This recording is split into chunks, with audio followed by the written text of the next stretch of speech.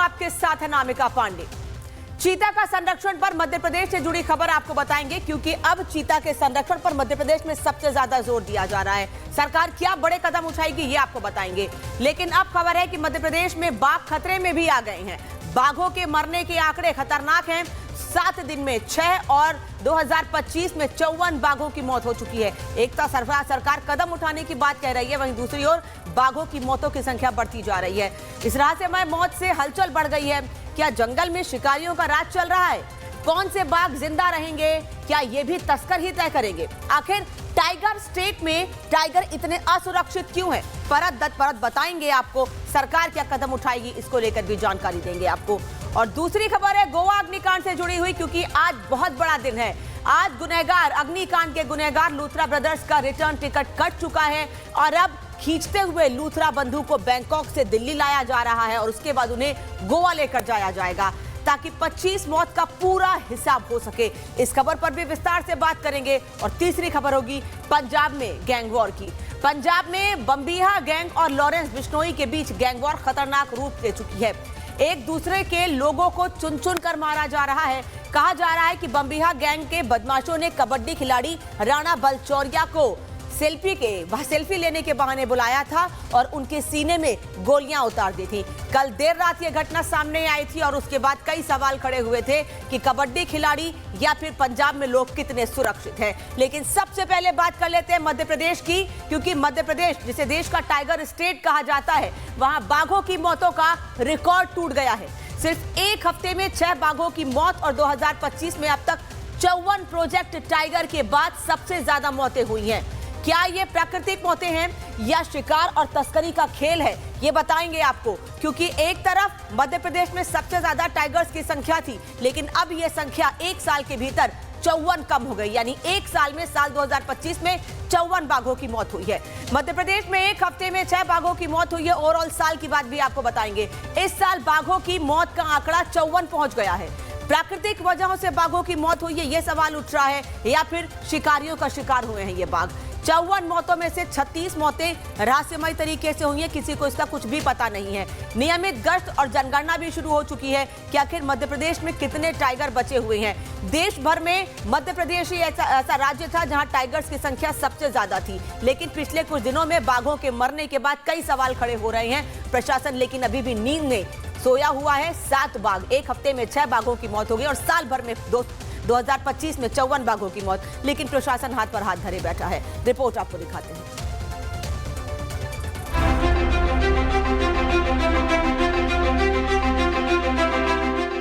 खतरे में tiger state Madhya Pradesh, जिसे देश का टाइगर स्टेट कहा जाता है। देश में अगर सबसे ज्यादा टाइगर्स अगर कहीं हैं, तो वो देश के दिल यानी मध्य प्रदेश में है। मध्य प्रदेश में बाघों की मौत का आंकड़ा पिछले 25 सालों में सबसे ज्यादा है। प्रदेश में ये काफी लंबे समय के बाद हुआ है कि एक साल के भीतर 50 बाघों की मौत हुई हो। देश भर में बाघों की मौत के मामले में मध्य प्रदेश नंबर 1 पर हो चुका है। लगातार हो रही बाघों की मौत के बाद सुरक्षा पर सवाल उठ गए हैं। यही कारण है कि प्रधान मुख्य वन संरक्षक और बाल प्रमुख VN अंबाड़े ने संजय डुबरी टाइगर रिजर्व की फील्ड डायरेक्टर को नोटिस भेजा है। आंकड़ों के मुताबिक मध्य प्रदेश में 2021 34 बाघों की मौत, 2022 43 बाघों की मौत, 2023 45 बाघों की मौत, 2024 46 बाघों की मौत, 2025 13 दिसंबर तक 54 बाघों की मौत। ये आंकड़े इसलिए चौंकाने वाले हैं क्योंकि भारत के टाइगर स्टेट मध्य प्रदेश में पिछले एक सप्ताह के भीतर 6 बाघों की मौत दर्ज की गई। साल 2025 में 54 टाइगर की मौत से 36 मौतें रहस्यमयी रही है, जिसको लेकर इंक्वायरी चल रही है। और सबसे चौंकाने वाली बात यह है कि इनमें से ज्यादातर मामलों में टाइगर का शिकार किया गया है। कई बार टाइगर्स के पंजे काटकर शिकारी ले गए, कई बार नाखून निकाल कर ले गए, टाइगर की खाल निकाल कर ले गए। इस स्तर पर करीब 1 से 3 करोड़ रुपए तक की होती है। लगातार हो रही मौतों के बाद वन विभाग की कार्यप्रणाली पर सवाल उठने लगे हैं। मध्य प्रदेश में अंतर्राष्ट्रीय तस्करों की मूवमेंट सालों से रही है। पन्ना में पूरे बाघ समाप्त हो गए थे 2008 में, सबक नहीं सीखा। फॉरेस्ट का कोई प्रिवेंटिव सिक्योरिटी मेजर नहीं है। शिकारियों की गतिविधियों के पहले उनको पकड़ना, उनको हिरासत में लेना, यह इंटेलिजेंस फेलियर भी आप कह सकते हो कि मुखबिर तंत्र बर्बाद हो गया है। ग्रामीण जनों का विश्वास नहीं, टाइगर रिजर्व के आसपास के स्थानीय लोगों से इनके संबंध अच्छे नहीं रहे हैं। कहीं ना कहीं प्रताड़ना का दौर रहा है, जिसके कारण अब इनके पास सटीक सूचना नहीं मिल रही है और शिकारी सक्रिय, कन्विक्शन रेट कम है, कोर्ट में सजा दिलवाने में वन विभाग असफल रहता है। लेकिन वहीं दूसरी तरफ वन विभाग के अधिकारियों का कहना है कि अधिकतर मौतें प्राकृतिक कारणों से हुई है, जो बाघों की बढ़ती संख्या को भी दर्शाती है। संख्या जितनी ज्यादा होगी, प्राकृतिक मौतें भी उतनी ही बढ़ेंगी, ये स्वाभाविक है।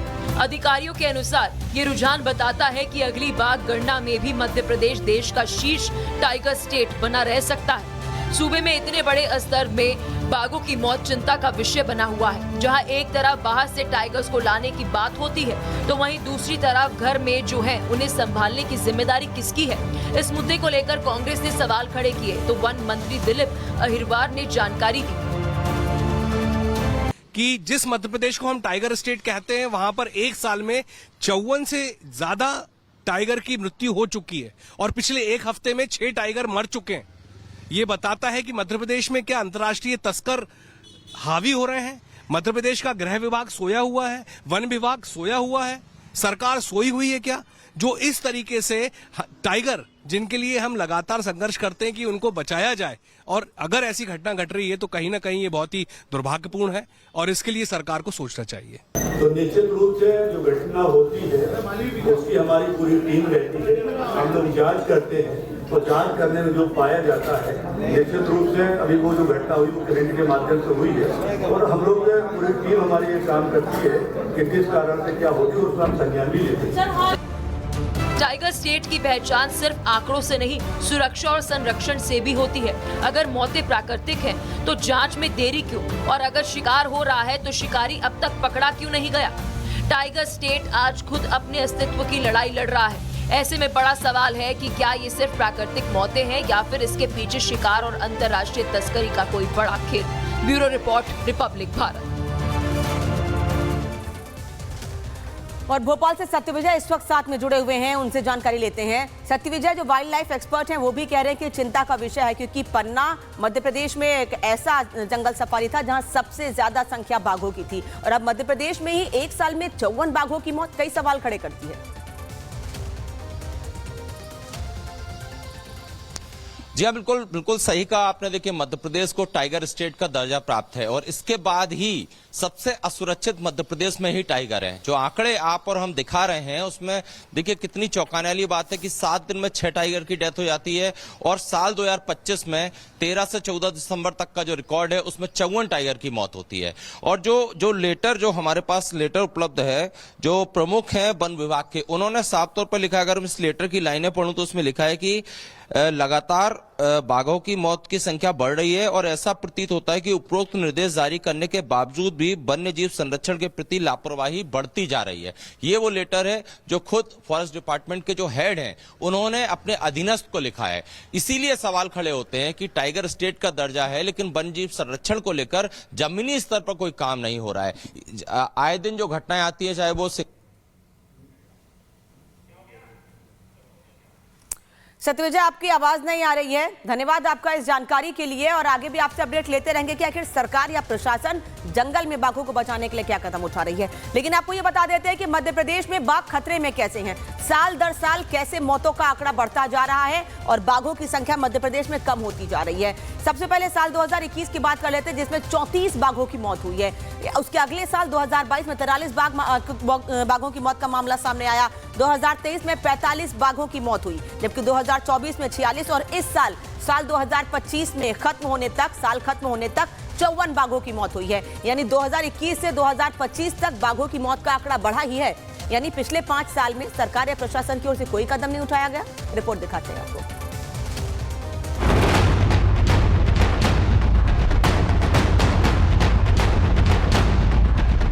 मध्य प्रदेश के उमरिया जिले के चंदिया रेंज में बाघ के करंट लगाकर शिकार का मामला गर्मा गया है।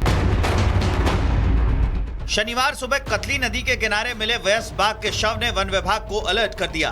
अब डॉग स्क्वाड तकनीकी साक्ष्य और मुखबिर के आधार पर 6 आरोपियों को दबोच चुकी है। जांच में सामने आया है कि बाघ को जीआई तार से करंट लगाकर मारा गया, जो दिखाता है कि शिकार पूरी प्लानिंग के साथ किया गया था। वन विभाग की टीम ने जिन 6 लोगों को गिरफ्तार किया है, उनमें से एक आरोपी बीजेपी नेता का चौकीदार बताया जा रहा है।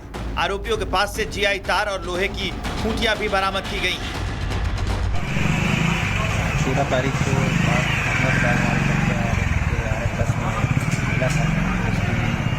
बेचने के लिए जिसमें पाया गया कि बिजली करंट लगने से उस बात की और जो भी डॉग सर्च कराया गया जो उनके साथ संघर्ष कर रहे थे 6 आरोपियों को गिरफ्तार किया गया। जमीन पर पड़ा ये बाघ बांधवगढ़ टाइगर रिजर्व से निकलकर सामान्य वन मंडल में अपनी नई टेरिटरी बना रहा था, लेकिन वन्य जीव के दुश्मनों ने इस वयस्क बाघ की जान ले ली। पुलिस आरोपियों को रिमांड में लेकर उनसे पूछताछ कर रही है। साथ ही वन विभाग की टीम ये पता लगा रही है कि क्या सिर्फ एक शिकार था या इसके पीछे किसी बड़े नेटवर्क की साजिश है। क्या इससे पहले भी इसी तरीके से दूसरे वन्य जीवों को निशाना बनाया गया है? अब देखना होगा जांच में और कौन कौन से चेहरे बेनकाब होते हैं। Bureau report, Republic Bharat. चलिए बढ़ता गया, बात करेंगे गोवा अग्निकांड के मुख्य आरोपियों की, क्योंकि गुनहगार अब रिटर्न हो रहे हैं। किसी भी वक्त भारत आ सकते हैं और उसके बाद उन्हें गोवा लेकर जाया जाएगा। गोवा के नाइट क्लब में लगी भीषण आग के आरोपी लूथरा ब्रदर्स जल्द ही भारत पहुंच जाएंगे। थाईलैंड में उनके प्रत्यर्पण की प्रक्रिया पूरी हो चुकी है। थाईलैंड ने लूथरा ब्रदर्स को भारत को सौंप दिया है। सीबीआई की टीम उन्हें लेकर फ्लाइट से वापस आ रही है। यहां आते ही उनकी पेशी होगी और उन्हें गोवा पुलिस को सौंप दिया जाएगा। पहले ये लोग थाईलैंड के फुकेट भागे थे और फुकेट से इन्हें बैंकॉक लाया गया और बैंकॉक से दिल्ली और उसके बाद गोवा, जहां पर यह अग्निकांड पिछले शनिवार को हुआ था, वहां लेकर जाया जाएगा और उसके बाद इनसे पूछताछ की जाएगी। एक रिपोर्ट दिखाते हैं आपको।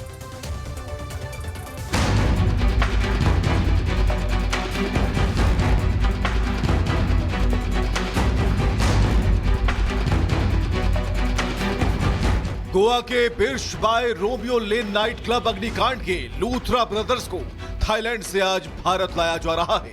यहां पर अदालत में पेश किया जाएगा। इसके बाद गोवा पुलिस हिरासत में लेकर अपने साथ गोवा ले जाएगी। इस तरह इनके कारनामों का हिसाब किताब शुरू होगा।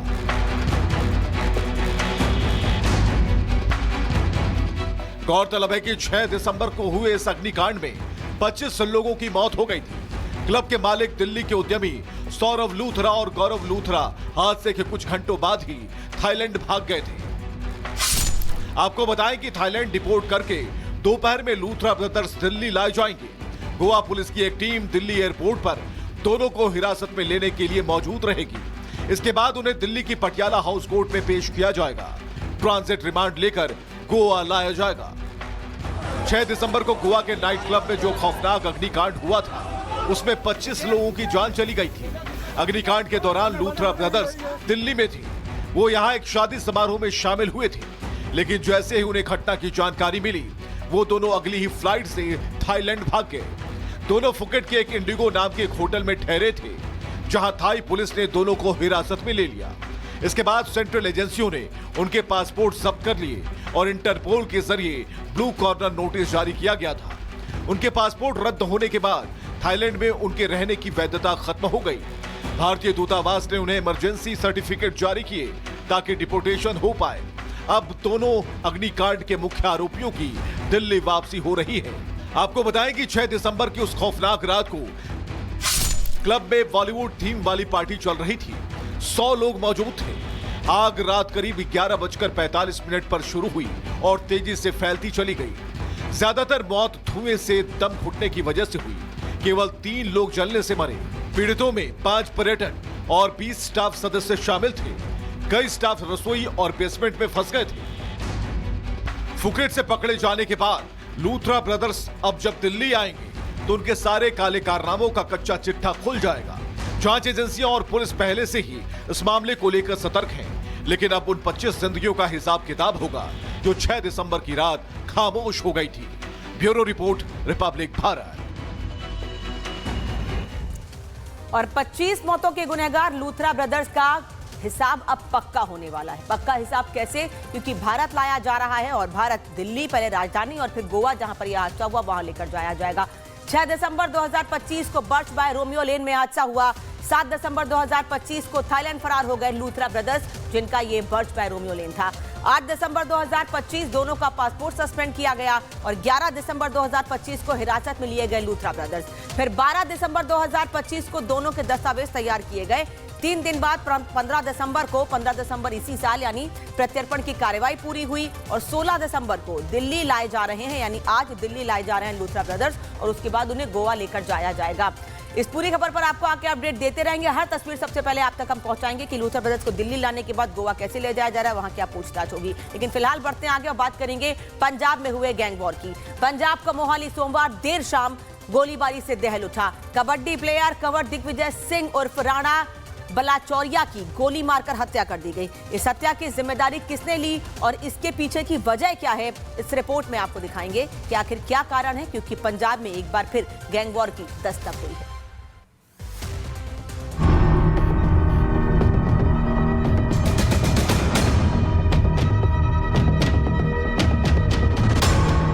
कबड्डी के मैदान में गोलियों की गूंज, राणा बलाचौरिया की दिन दहाड़े हत्या,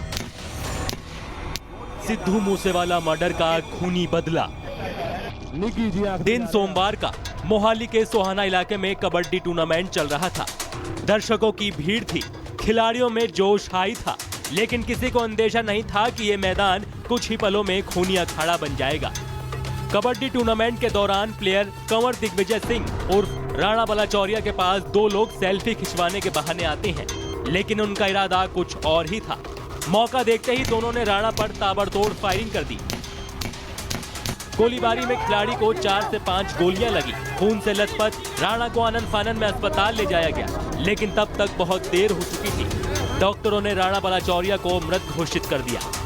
इस सनसनीखेज हत्या की जिम्मेदारी ली है कुख्यात बमबिहा गैंग ने। सोशल मीडिया पर पोस्ट डालकर खुला ऐलान किया कि राणा बलाचौरिया की हत्या सिद्धू मूसेवाला के कत्ल का बदला है। बमबिहा गैंग ने पोस्ट में लिखा, आज जो मोहाली में कबड्डी कप में राणा बलाचौरिया का कत्ल हुआ है, उसकी जिम्मेदारी मैं, डोनी बल, सगनप्रीत, मोहब्बत रंधावा, अमर खब्बे, प्रबधा सुवाल और कौशल चौधरी लेते हैं। यह आदमी हमारे एंटी जग्गू और लॉरेंस के साथ था। इसने सिद्धू मूसेवाला के कातिल को रहने के लिए जगह दिलवाई थी और खुद उन्हें संभाला था। आज राणा बलाचौरिया को मारकर हमने अपने भाई सिद्धू मूसेवाला की हत्या का बदला लिया। इस वारदात के बाद राजनीति भी गर्मा गई। चंडीगढ़ बीजेपी ने सीधे मुख्यमंत्री भगवंत मान पर निशाना साधा और पंजाब की कानून व्यवस्था को कटघरे में ला खड़ा किया। अयोग्य नेतृत्व और अरविंद केजरीवाल की दिल्ली से संचालित रिमोट कंट्रोल शासन व्यवस्था के कारण पंजाब में कानून व्यवस्था पूरी तरह चरमरा गई है। अपराधी बेखौफ होकर अपराध कर रहे हैं, जबकि सरकार विज्ञापन और खोखले नारों में व्यस्त है। पुलिस हमलावरों की तलाश में जुटी है और दावा कर रही है कि अपराधियों को जल्द से जल्द गिरफ्तार कर लिया जाएगा। जी, सोहाना के अंदर एक कबड्डी क्लब जो मैच है वो हो रहे थे जी। उसके अंदर जो है आज 2 से 3 लोगों ने फायरिंग की है, जिसमें एक विक्टिम है राणा बलाचौरिया करके कबड्डी प्लेयर। वो अभी इंजर हुआ इस फायरिंग में और उसको जो है यहाँ से स्पॉट से लेके फोर्टिस हॉस्पिटल में एडमिट कराया गया है। वहाँ अभी उसकी सिचुएशन क्रिटिकल है। पंजाब में कबड्डी खिलाड़ियों पर हमले की ये कोई पहली घटना नहीं है। इस साल सिर्फ 6 महीने के अंदर ही 4 कबड्डी खिलाड़ियों की हत्या हो चुकी है। इनके नाम है सोनू नोल्टा, जून में मर्डर हुआ। तेजपाल सिंह, अक्टूबर में हत्या हुई। नवंबर में गुरविंदर सिंह को मारा गया, तो वहीं दिसंबर में राणा बलाचौरिया की हत्या हुई। इन वारदातों से कबड्डी खिलाड़ी दहशत में है। कबड्डी का खेल, जिसे पंजाब की शान कहा जाता था, आज खून से तना है। अब देखना यह है कि राणा बलाचौरिया के कातिल कब सलाखों के पीछे पहुंचते हैं। Bureau report, Republic Bharat. और लॉरेंस और बमबिहा गैंग में कैसे खींचतान मची हुई है, कैसे एक दूसरे के लोगों को ये मार रहे हैं, ये आपको बताते हैं। क्योंकि 1 दिसंबर को चंडीगढ़ में इंद्रप्रीत पैरी की हत्या की गई। लॉरेंस गैंग पर इस हत्या का आरोप है। फिर 15 दिसंबर को मोहाली में राणा बलाचौरिया की हत्या की गई। बमबिहा गैंग पर इस हत्या का आरोप है। यानी 1 तारीख के बाद 15 तारीख को एक हत्या की गई और उसके बाद दोनों तरफ तनाव और ज्यादा बढ़ गया। और ये माना जा रहा है कि आने वाले समय में ये गैंग वॉर क्या और ज्यादा बढ़ सकती है, क्या फिर इसको लेकर कोई बड़े कदम उठाए जाएंगे। क्योंकि एक तरफ गैंग वॉर बढ़ रही है, एक दूसरे पर हमले हो रहे हैं, वही लापरवाही सामने आ रही है। बढ़ते आगे श्रीनगर से बड़ी खबर आपको बता दें, श्रीनगर में सुरक्षा बलों को बड़ी सफलता मिली है। नाथीपोरा इलाके में कब्रिस्तान से हथियार मिले हैं। सुरक्षा बलों ने हथियार गोला बारूद को बरामद कर लिया है। हैंड ग्रेनेड बारूद, AK-47 के कारतूस भी बरामद किए गए हैं। तार नाटीपोरा इलाके में कब्रिस्तान से हथियार मिले हैं। श्रीनगर में सुरक्षा बलों को यह बड़ी कामयाबी हाथ लगी है। हैंड ग्रेनेड बारूद बरामद किया गया है। श्रीनगर में सुरक्षा बलों को तलाशी के दौरान ये बड़ी कामयाबी हाथ लगी है। नाटीपोरा इलाके में हथियार बरामद किया गया है और यह हथियार कब्रिस्तान में बरामद किया गया। चीनी हैंड ग्रेनेड, AK-47 और कारतूस भी सुरक्षा बलों ने बरामद किए हैं। सुरक्षा बलों ने हथियार गोला बारूद बरामद किए हैं। कब्रिस्तान से सुरक्षा कर्मियों को यह हथियार मिले हैं। नाटीपोरा इलाके के कब्रिस्तान से ये सुरक्षा बलों को हथियार मिले हैं, जिसमें हैंड ग्रेनेड बारूद, AK-47 के कारतूस तक बरामद किए गए हैं। श्रीनगर में सुरक्षा बलों को ये बड़ी कामयाबी मिली है। दरअसल श्रीनगर में और उसके आसपास के इलाकों में पिछले काफी लंबे समय से ये सर्च ऑपरेशन चलाया जा रहा है और उसी में ये बड़ी कामयाबी हाथ लगी है।